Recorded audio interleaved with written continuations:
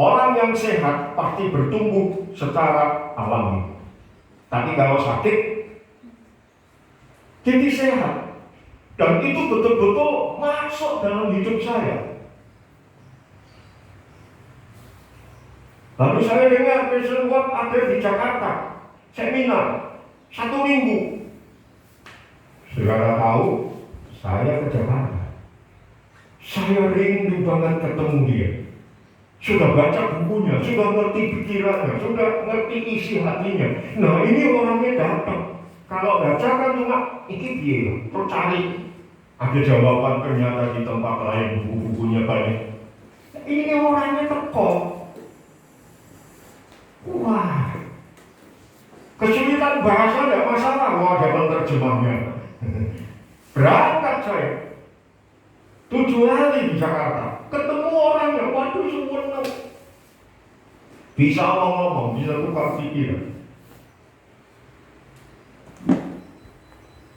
Apa yang menjadi pemikirannya, hidupnya secara perlahan-lahan menjelma, mewujud dalam hidup saya. Sehingga yang saya lakukan persis seperti yang dia lakukan.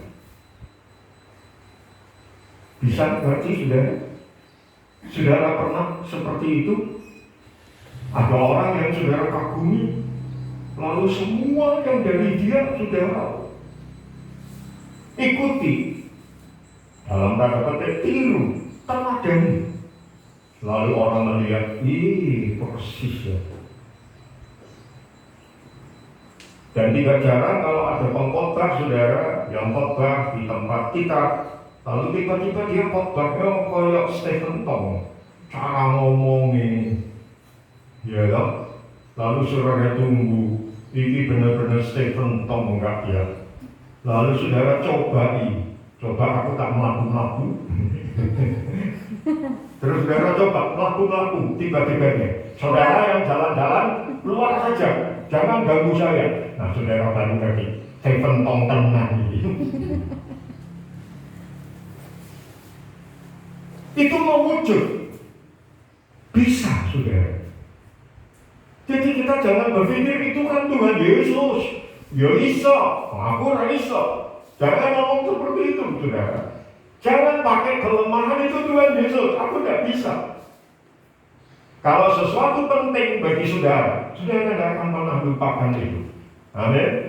Kalau firman Tuhan penting bagi saudara dan saya, kita tidak akan pernah lupakan firman Tuhan. Kalau firman Tuhan itu penting, maka saudara akan tiru dia. Apapun kata orang, lebaykan, niru-niru Tuhan Yesus. Lalu saudara sungkan gitu, sok rohani, saudara, gitu. Enggak, saudara. Yang baik kita tiru. Firman Tuhan itu bukan hanya yang baik, tetapi ini yang mulia. Karena firman Tuhan itu adalah Tuhan. Amen. Dan biarlah firman mewujud dalam daging kita. Omongan kita seperti apa yang firman kata. Perkatakan firman. Ketika saudara sakit, saudara perkatakan firman. Saudara bertindak seperti firman. Itu firman mendarah daging, mewujud dalam daging saudara. Apa itu daging? Daging itu bagian yang paling lemah dari saudara. Berarti kalau bagian yang paling lemah dari saudara dijamah oleh firman, berubah, maka tidak ada lagi yang lemah dalam hidup kita. Amin. Amin. Amin. Ini bukan teori, saudara. Saya ketemu dia, wow.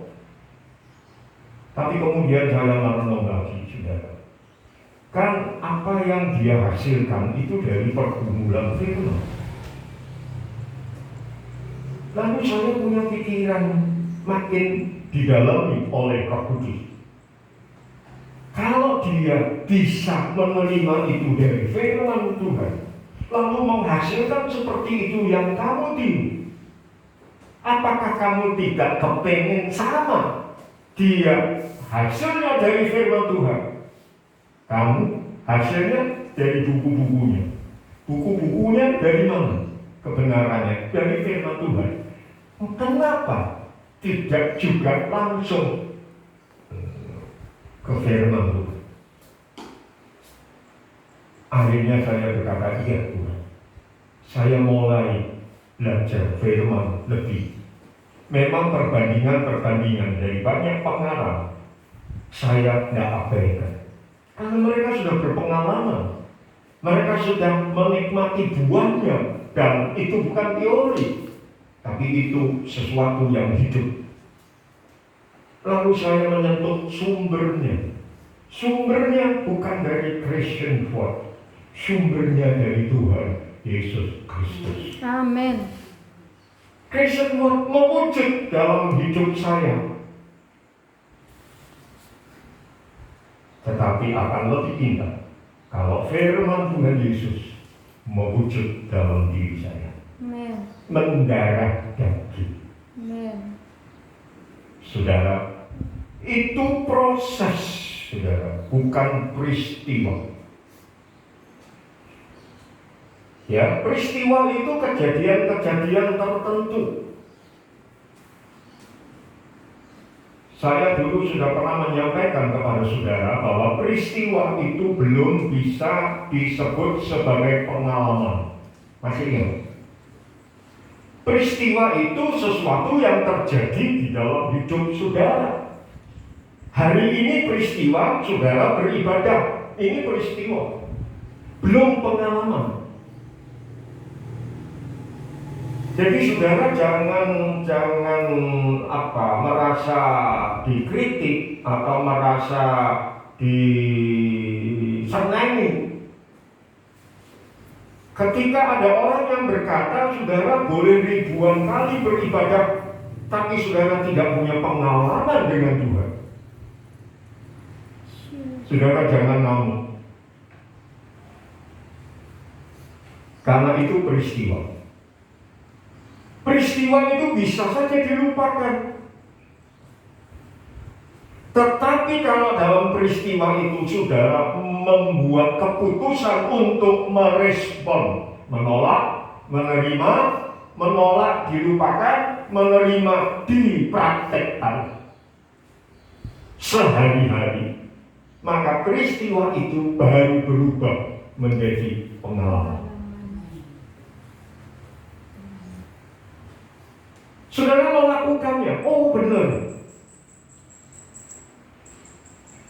Saudara mendengar kesaksian dari pendeta, oh pendeta kalau barangnya hilang berdoa Tuhan bisa turunkan itu ketemu. Nek lali tak kendi mau, ternyata bersaksi, oh ketemu. Lalu betul-betul itu diungkapkan sebagai pengakuan hidup Tuhan itu masih berurusan dengan hidup kita, masih bisa dialog, masih bisa dijak omong dan terus memimpin. Orang kebetulan, orang hidup-hidup. Saudara dengar peristiwa.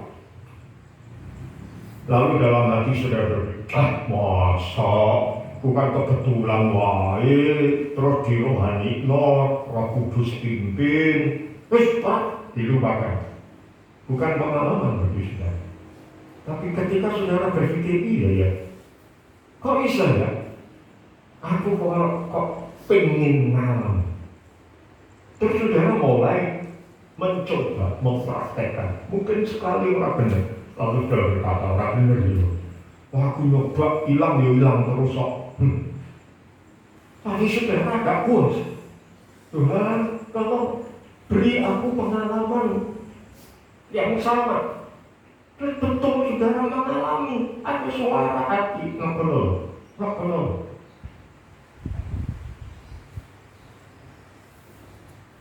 Lalu saudara mengatakan iya, aku mengalami. Itu baru pengalaman. Dan ini merupakan proses saudara. Firman itu menjadi daging dalam hidup saudara, bukan hanya peristiwa, tetapi proses pengalaman. Kita bisa jatuh bangun. Saudara, tapi saudara terus dalam arti sekali gagal, 2 kali gagal, tapi saudara tetap yakin ini benar kok, saya ingin kok ngalami Tuhan itu pimpin sampai hal-hal yang kecil ketara banget gitu loh. Jadi supaya aku makin percaya kepadanya. Lalu saudara alami. Nah, pengalaman-pengalaman inilah yang nantinya saudara betul-betul akan bisa mengatakan firman mendarah daging dalam hidup saya. Amin. Ketika saudara mengalami sesuatu, lalu tiba-tiba saudara bereaksi seperti firman, saudara kaget. Itu berarti firman sudah mendarah daging, menjadi sesuatu yang sangat penting dan menyentuh bagian yang paling lemah dari hidup saudara, menjadi daging, tidak menjadi roh, menjadi daging, menjadi roh. Itu memang Tuhan itu roh, mempengaruhi jiwa kita, oke. Tapi daging itu adalah bagian yang paling lemah. Dan kalau bagian yang paling lemah dari hidup saudara sudah dipengaruhi firman, sudah diubah wujud kelemahannya menjadi kekuatan, maka ini akan menjadi dasar yang bagus. Amin. Kenapa daging, saudara? Tuhan kalau bekerja selalu melewati roh. Ya, kalau digambar itu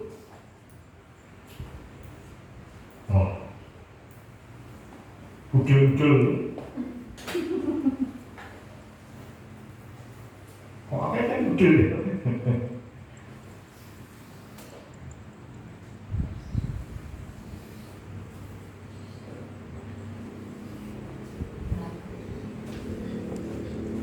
Roh, jiwa, tubuh.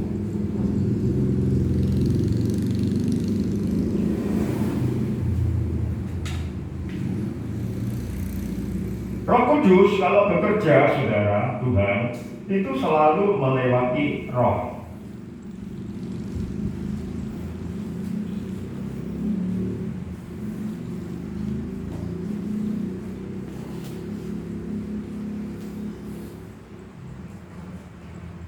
Roh lalu mempengaruhi jiwa, mempengaruhi tubuh.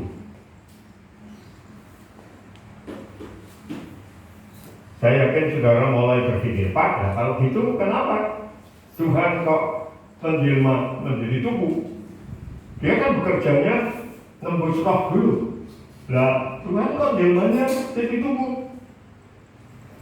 Kaitannya apa?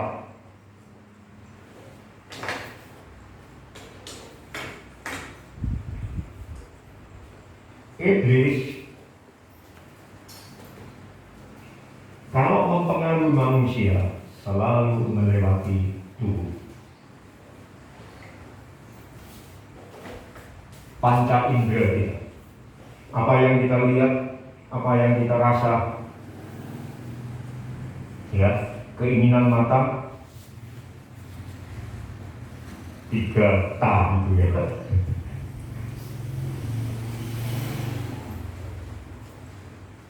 Lalu dari tubuh dia ke jiwa, ke roh.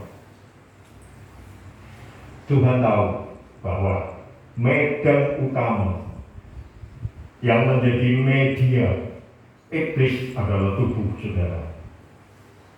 Makanya Tuhan diserang tubuhnya ketika dia puasa 40 hari 40 malam. Puasanya Tuhan Yesus bukan malam makan, pagi tidak makan, ya. Tapi total 40 hari 40 malam tidak makan, tidak minum.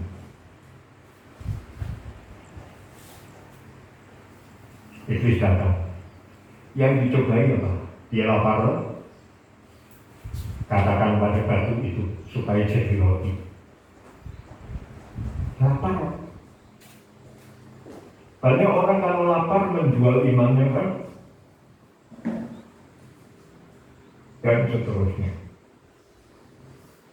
Karena Tuhan tahu ini bagian lemah yang ada di luar, yang menjadi medan pertama untuk diserang iblis.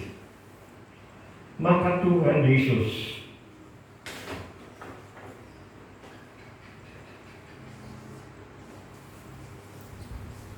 diutus oleh Bapa turun menjelma menjadi manusia,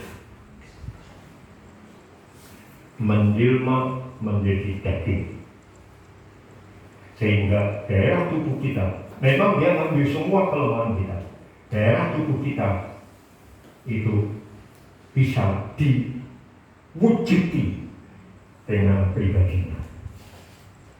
Berarti wilayah tubuh kita merah, Yesus. Saudara tahu, roh Tuhan bekerja melalui roh kita. Tuhan Yesus menjelma menjadi manusia tubuh. Berarti saudara, wilayah kita yang paling dalam sudah bersentuhan dengan roh Tuhan. Bagian kelemahan kita yang paling luar, yang paling lemah, Yesus sudah mewujud di dalamnya, mengambil semua kelemahan saudara, menanggung semua kelemahan saudara, menanggung semua dosa saudara, karena dosa dimulai dari tubuh. Adam dan Hawa ada di Taman Eden, dan ketika mereka ada, iblis ular tua itu menggoda. Lihat apel itu, apel ya, buah pohon yang kita salah ngomong nih, yone apel. Lalu dilihat oleh Hawa, lalu dia berpikir iya ya, masuknya tubuh. Tapi itu sudah ditebus oleh Tuhan. Nah, saudara lihat bagian hidup saudara, roh. Daerah merah. Ini bukan merah menyalanya COVID ya. Lalu tubuh, Yesus sudah datang menjelma jadi tubuh manusia. Kelemahan saudara ditanggung semua. Tubuh saudara bisa dipengaruhi dan diwujudi dengan Yesus yang menanggung. Berarti dua lapis hidup saudara sudah daerah merah. Amin. Jiwa dipengaruhi roh, dipengaruhi tubuh.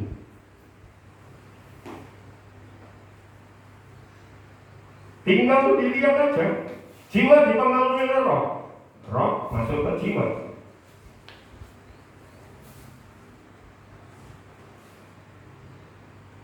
Jiwa dipengaruhi tubuh, masuk. Nah, jadi merah sudah.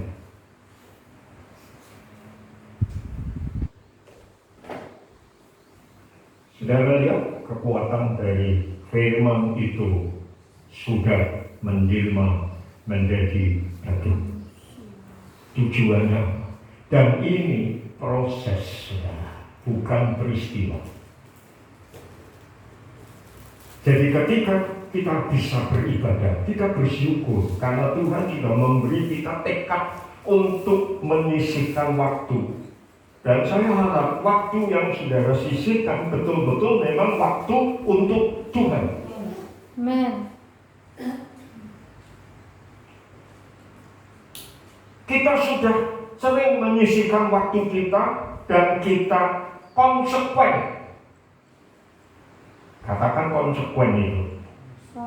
Saudara kerja, saudara sudah menyisihkan waktu saudara 8 jam satu hari. Konsekuen masuk jam 8. Saudara tidak akan masuk jam 10. Ya tahu ya. Apalagi kalau kantor pakai absen, pakai jam. Tidak bisa ditiru dengan jari orang lain, saudara. Saudara mau titip jempol saudara ke orang lain, terus suruh nyepet. Kalau tanda tangan masih bisa titik, ya. Saudara pasti tidak mau telat. Lalu pulangnya juga tag. Saudara pasti ingin tag waktu, ya atau ya? Ya. Saudara orang kerja ngomong jam kesuwen. Lalu saudara tunggongan, saudara pulang. Pecah. Ayo, jujur. Kenapa saudara lakukan? Maaf, jangan tersinggung, saya bisa salah. Karena gaji, karena uang, karena itu nafkah saudara. Dan saya setuju. Saya kalau kerja juga gitu. Apalagi kalau kantor saudara tegas. Bolos 1 jam, potong gaji. Karena uang. Saudara ibadah 2 jam khusus untuk Tuhan. Karena uang? Bukan. Uang kadang-kadang itu jadi penghalang, apalagi kolektornya 4 saudara. Persembahan. Secara tidak kebetulan kemarin saya lihat belum dihitung saudara. Terus saya berpikir tak hitungnya. Terus baru tadi kemarin sore atau siang saya sempat ngitung. Tuhan dorong saya saudara, maaf saudara ya, ini saya jujur ya. Boleh tak? Biasanya kita ngitung kan asal tahu jumlahnya. Tiba-tiba saya didorong untuk membuat tabel LLM di agenda harian saya. Perak, ungu, emas, merah, 4 kolom. Terus sebelah satu, Rp1.000, Rp2.000, Rp5.000, Rp10.000, Rp50.000. Terus saya suruh nulis, didorong juga. Yang 1.000 berapa lembar, yang 2.000 berapa lembar, yang 5.000 berapa lembar, yang 10.000 berapa lembar, yang 50.000 berapa lembar. Saudara tahu jumlah yang paling besar yang saya temukan? 50.000, 10.000, 5.000, Bukan. 2.000. Ya. Itu rakyat paling banyak. Yang Rp1.000 3. Dalam arti yang 1 ribuan 1, yang 1 2.000-an digandeng 1. Jadi artinya 2.000. Tapi pakai 1.000-an. Saudara saya malu nih. Kadang-kadang persembahan bisa menjadi pemikiran kita, apalagi kalau satu keluarga 10 orang, saudara. Terus semua uang dari orang tua. Kalau 2.000-an aja, 10 keluarga kali 4 berarti 40. 2.000 kali 40 berapa, saudara? Itu naik 2.000-an. Ya, satu orang. Satu keluarga 10, terus masing-masing 2.000-an kali 4 kan 8.000 kali 10 80.000 satu orang. Oh, 10 orang ya, 80.000. Orang sidik saudara, saya bisa memahami. Jadi uang bukan alasan, bahkan mungkin uang bisa jadi penghalang. Tetapi pertanyaan saya justru, saudara beribadah yang paling utama karena siapa? Karena Tuhan. Kalau karena uang bekerja, karena kalian bekerja, saudara rela disiplin, bekerja tiap hari 8 jam dengan ketaatan. Saya yang berdoa, Tuhan, untuk Tuhan kan cuma 2 jam, saudara, seminggu. Itu kalau minggu cuma sekali. Sebulan 4 kali atau 5 kali. Ya, dan sebulan cuma 2 kali kan lebih sedikit jamnya. Selasa, Mega, dan seterusnya. Itu dalam 1 minggu. Minggu 2 jam, Selasa 2 jam, 4 jam. 1,5. Oh, 1,5. Ya katakanlah rata-rata 2 jam. Minggu 2 jam, Selasa 2 jam, Kamis 2 jam, Rabu 2 jam, 2, 8 ya. Seminggu 8 jam. Lalu kalau saudara bekerja seminggu 8 jam kali 7. 5 hari kerja, 6 hari kerja seminggu. Lebih banyak waktu mana untuk pekerjaan atau untuk Tuhan? Ini 8 jam berarti pada saudara bekerja di kantor, di perusahaan 1 hari. Tapi ini untuk 1 minggu bagi Tuhan. Yang tepat terus. Saudara, kita ini peristiwa, kembali ke tadi. Dan peristiwa itu belum bisa menjadi pengalaman mendarah dagingnya firman dalam hidup kita. Itu baru akan menjadi darah daging dalam hidup kita kalau kita merespon. Respon kita kayak apa? Untuk jadi pengalaman. Kalau respon kita sesuai,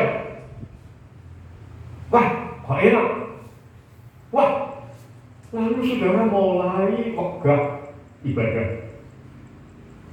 Kira-kira pengalaman firman menjadi daging makin kuat atau makin lemah?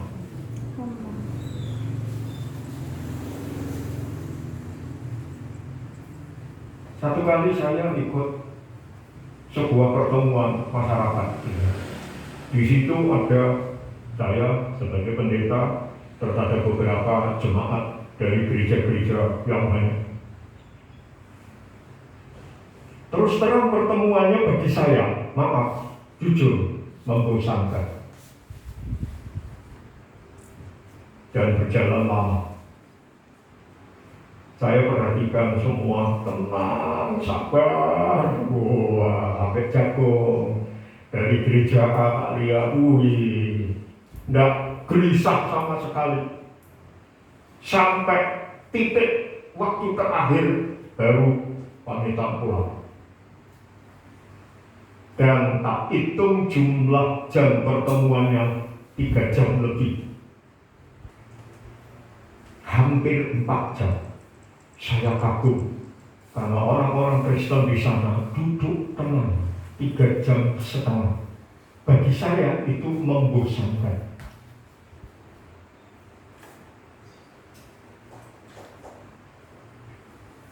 Pertanyaannya, ketika kita ibadah 2 jam saja, gelisah enggak?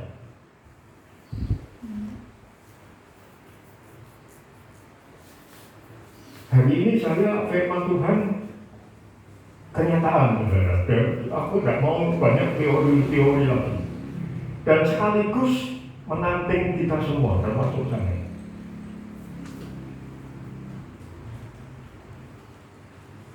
Saya sempat dulu duduknya kan di bawah, lalu karena di atas. Kadang-kadang saya bermasalah. Dan karena saya duduk di atas, saudara, saya memang ke kamar kecilnya ke sana. Tapi kalau kira-kira lama, saudara tahu kalau kira-kira lama ya karena sakit dan tertentu, saya lewatnya ke situ. Terus balik. Kadang-kadang ada yang kelupaan. Tapi terus terang jujur saya tidak ingin seperti itu, tapi kepaksa. Suatu saat saya dibisik ibu gembala, oh, kamu kalau Tuhan masuk itu diperhatikan. Oh, pendetanya ngebu itu. Saya ngabuk. Tuhan ampuni saya. Ojo-ojo saudara mlebu metu gara-gara ndelok aku mlebu metu. Ora ampun.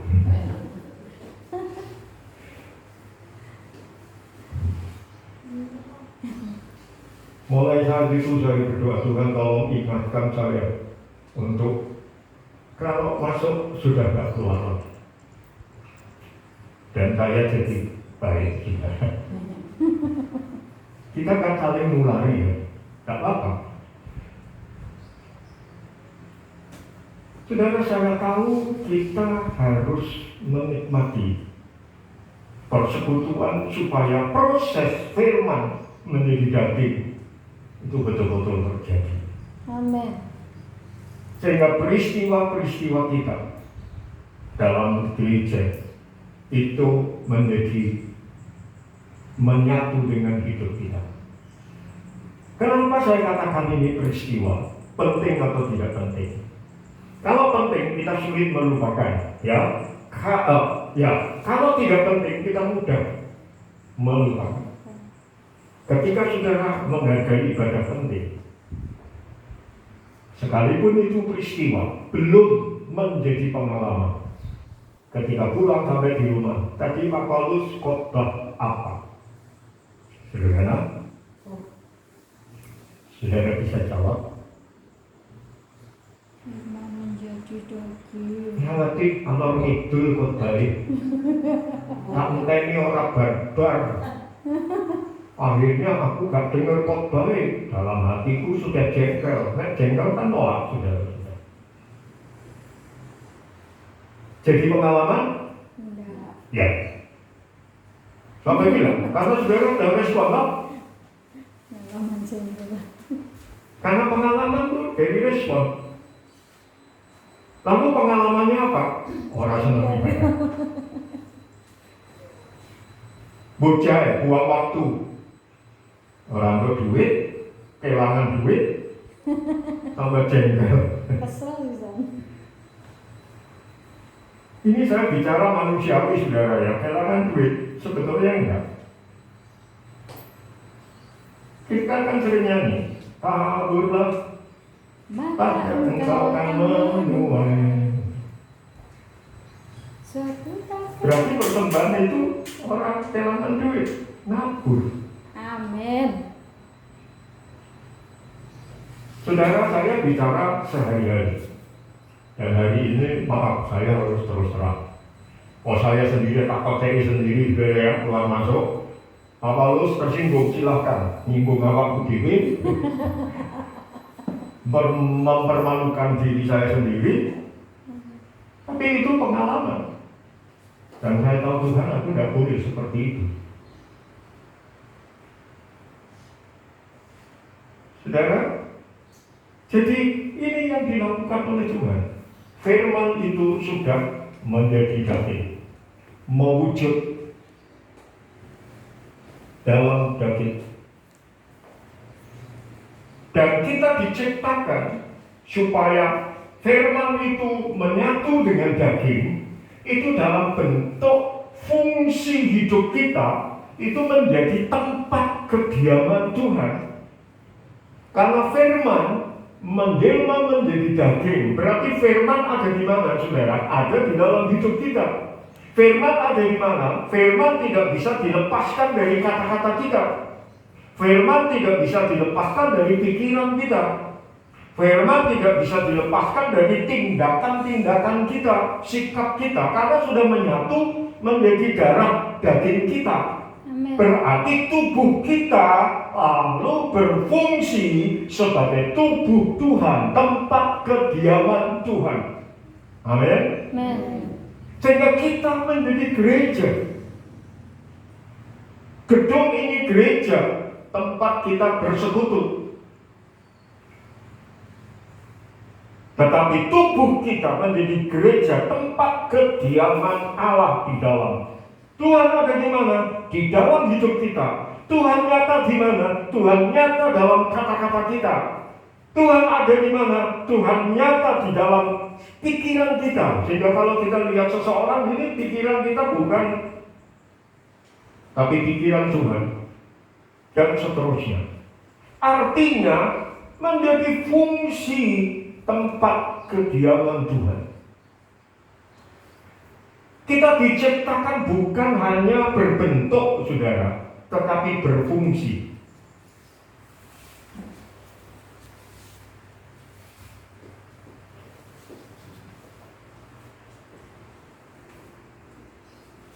Ini kita.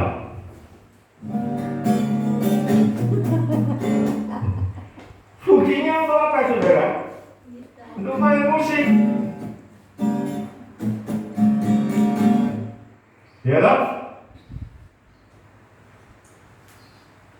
Dia tidak boleh jadi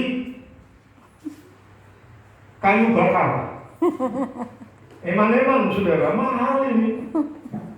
Dipakai untuk kayu bakar karena saudara kedinginan, orang-orang kayu, orangnya gitar, diobong. Gak bisa, ini gitar fungsinya untuk musik. Saya lagi muarah, cari pemukul tidak ada. Aku mau banget dari Pak Daniel. Lalu cekelanku gitar, cekel ngomong. Gila. Pas. Besok lah, besok. Lah dikeprok. Sudah cocok fungsi gitar? Ndak. Orang berkata, dan lupa kalau gitar nggak mau ngetrok. Bawa ngetrok nggak getok. Sate Pak ya.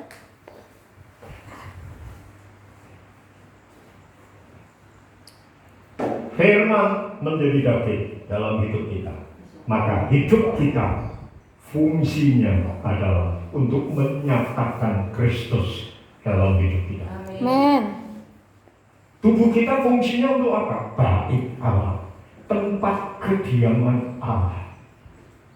Semua bentuk-bentuk itu punya fungsi, saudara. Rumah yang saudara tempati itu fungsinya tempat tinggal, bukan budak. Orang Inggris punya istilah house dan home. House itu cuma tempat untuk kita nggak kepanasan dan sebagainya. Fungsinya ya cuma tempat berteduh aja. Tetapi home itu untuk membangun keluarga. Jadi rumah saudara betul-betul harus berfungsi sebagai tempat pembangunan keluarga. Dan kalau Roh Kudus berdiam, rumah saudara berfungsi menjadi tempat kediaman Tuhan. Roh Allah ada di sana. Suami-suami menjadi imam. Hadirat Tuhan nyata, itu fungsi rumah kita. Makanya kami rindu banget kalau bayar sekalipun bentuknya belum selesai, tapi fungsinya kami sudah pakai untuk mesga. Ya, mari firman sudah menjadi daging. Kita jadikan hidup kita wujud firman dalam tubuh kita. Mendarah hati. Fungsi hidup kita menyatakan kemuliaan Tuhan. Amin. Kemarin saya sudah singgung, ketika menjadi majelis gereja, orang lihat saudara, apa itu majelis gereja? Apa orang melihat manusia jelmaan iblis? Istilah itu saya dengar di Kudus, saudara. Saya kaget, terus saya guyoni majelis-majelis jemaat di GI Al-Qudus. Hati-hati ya, jangan majelis manusia jelmaan iblis, tetapi menjadi tempat bermusyawarahnya kita dengan Tuhan. Senat, eklesia, senat. Tiba-tiba mereka nuding aku juga, saudara, tidak mau kalah. Pak Pendeta, saya juga ingin Bapak Pendeta betul-betul jadi pendeta. Aku pendeta, jangan jadi bandita. Bandit. Mari hidup kita berfungsi sebagai firman yang telah menjadi daging. Amin. Amin. Mari kita berdoa.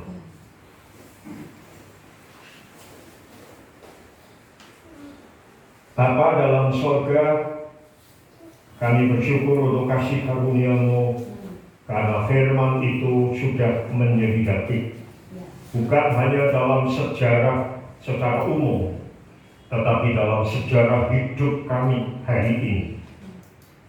Tuhan, jadikan kami tempat kediaman-Mu. Jadikan kami firman itu mendarah daging dalam hidup kami, sehingga hidup kami berfungsi sebagai hidup yang menyatakan kemuliaan. Orang melihat Engkau dalam hidup kami.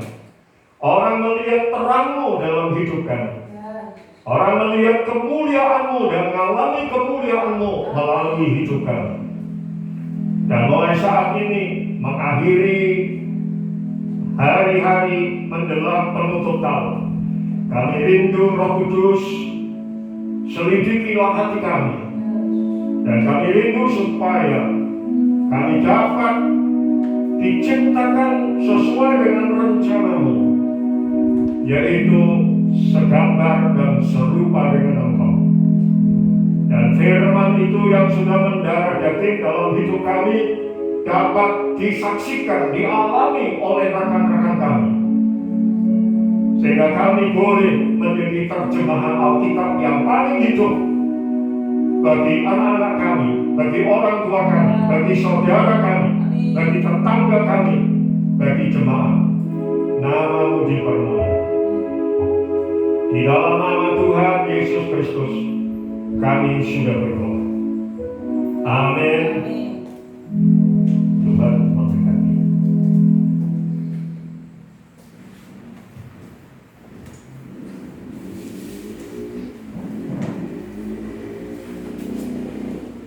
Shalom. Shalom. Ya, puji Tuhan, saudara diberkati oleh firman Tuhan. Amin. Mari biarkan firman Tuhan jadi daging dalam hidup kita, mengalami Kristus secara nyata dalam hari-hari kita, dalam langkah kita, dalam perkataan kita, di dalam segala hal, sehingga orang bisa melihat, dunia bisa menyaksikan betapa Yesus itu ada nyata dalam hidup kita. Amin. Baik, puji Tuhan untuk pengumuman Bapak Ibu Saudara ibadah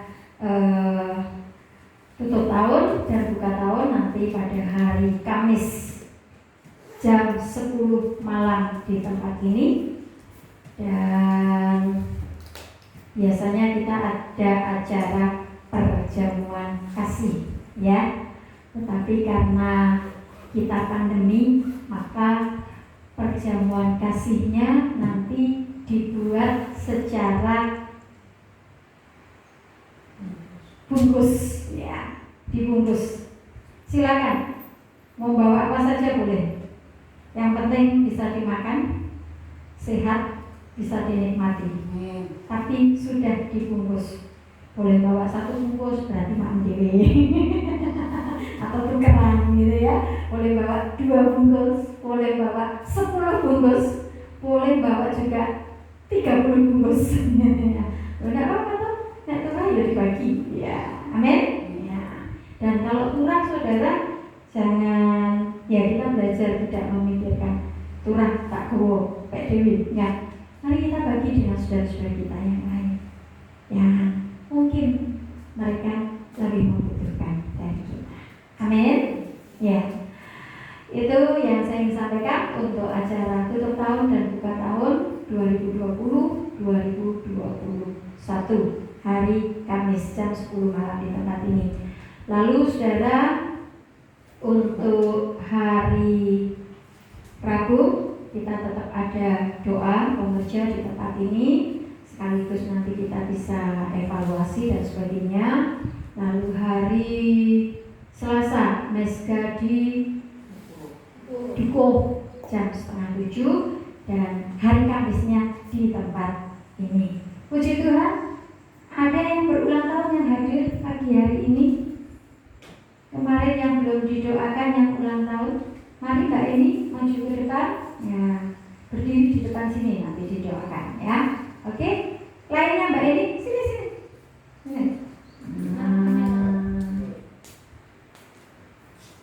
Iya. Ya, sudah ada.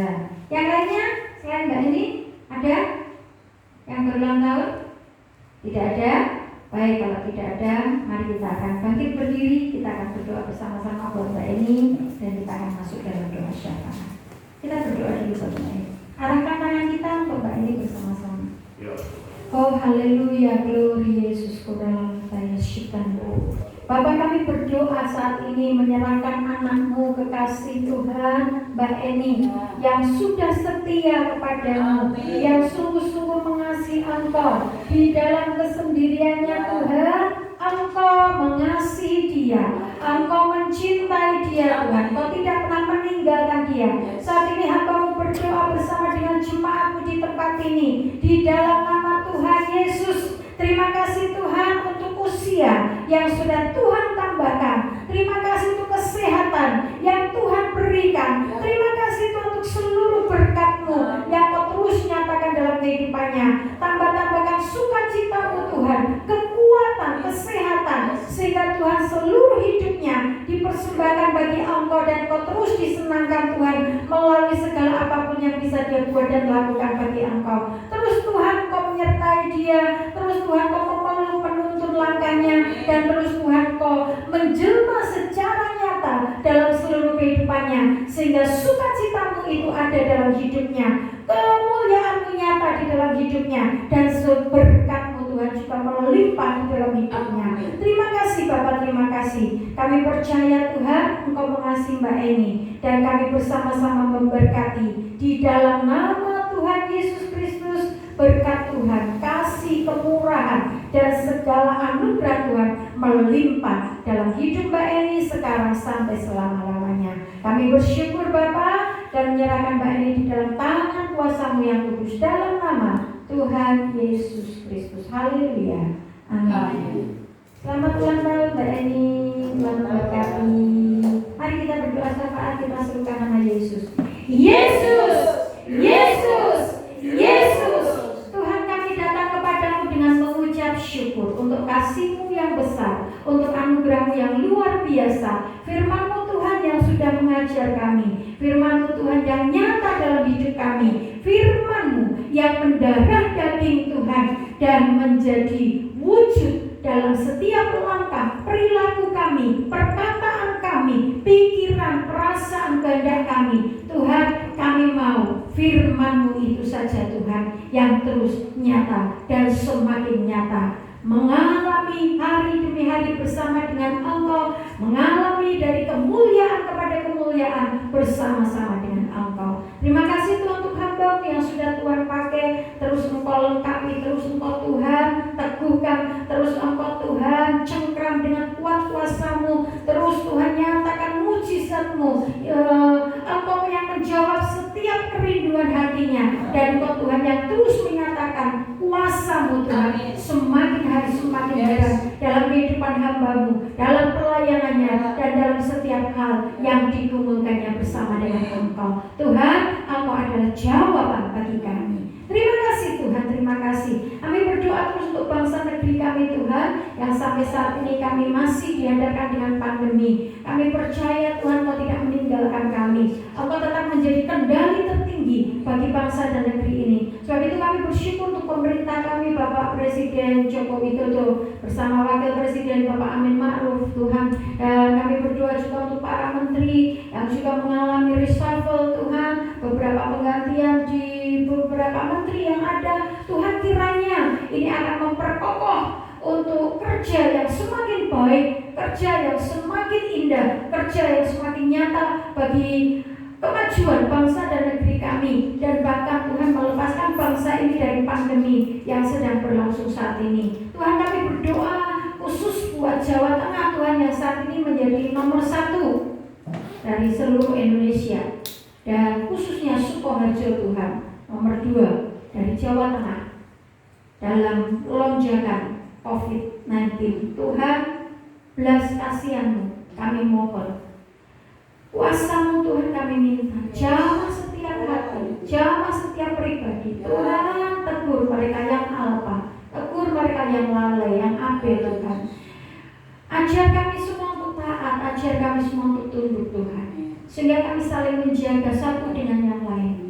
Kami saling mengasihi satu dengan yang lain. Kami saling mengingatkan satu dengan yang lain. Bukan untuk kesenangan diri kami sendiri saja, tetapi untuk kebahagiaan semua orang dan kesehatan semua orang. Terima kasih Bapak, kami rindu Jawa Tengah dipulihkan kembali. Kami rindu Sukoharjo Tuhan dipulihkan. Dalam nama Tuhan Yesus, hiburkan Tuhan saudara-saudara kami yang ditinggalkan oleh orang-orang yang mereka cintai Tuhan oleh karena pandemi ini.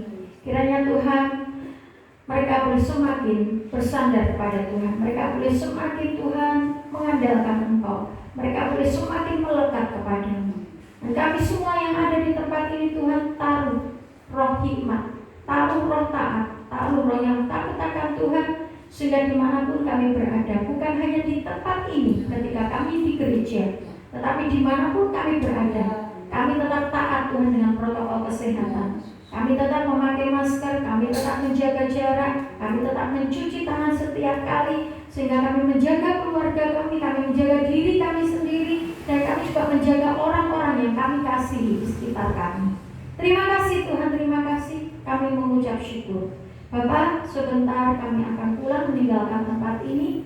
Kami tahu Kau sudah memberkati kami sepanjang ibadah ini, dan kami percaya Kau juga akan memberkati kami untuk membawa kami pulang dengan anugerah dan kasih-Mu. Sebab itu Tuhan, kami akan menadahkan tangan kami dan kami siap untuk menerima berkat-Mu di dalam nama Tuhan Yesus Kristus. Saudaraku yang kekasih, Tuhan sudah menebus kita tunai harga yang mahal melalui kematiannya dan membenarkan kita melalui kebangkitan dan kemuliaannya di sebelah kanan Bapa yang di sorga. Mengubah hidupmu menjadi berfungsi sebagai tempat kediamannya yang menyatakan kemuliaannya kepada orang-orang yang ada di sekelilingmu, kepada seluruh alam semesta. Tuhan memberkati saudara. Firman itu telah mendarah daging dalam hidupmu dan hidupku untuk seterusnya dan selama-lamanya. Terimalah kasih karunia dan damai sejahtera dari Tuhan Yesus Kristus, kasih sayang dari Bapa kita yang di sorga, serta persekutuan Roh Kudus menyertai saudara sampai selamanya.